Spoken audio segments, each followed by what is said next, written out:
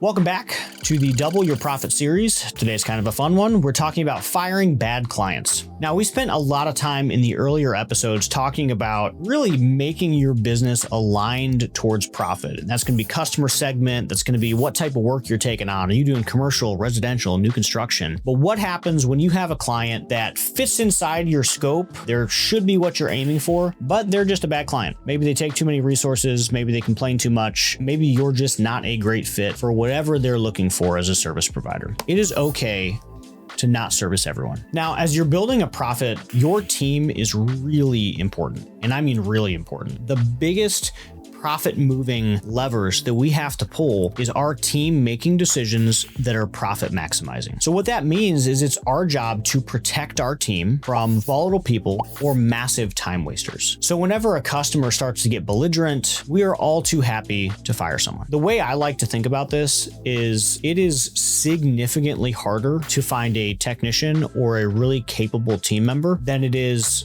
a customer. So we really want to make sure we're protecting our employees' time and also the emotional toll that comes with dealing with really challenging customers.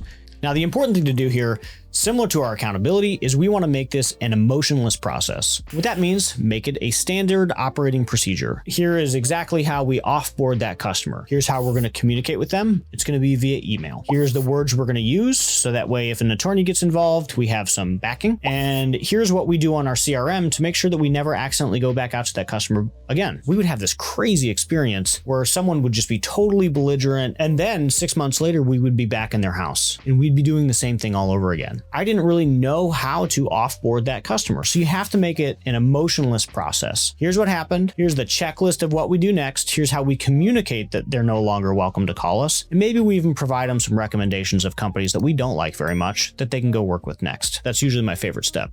My final note on this is team morale is really important. And when you're growing your business, how your customers treat your team is a big deal. And you don't have to settle for it. You can find customers that want to pay you for your service and treat your team nicely.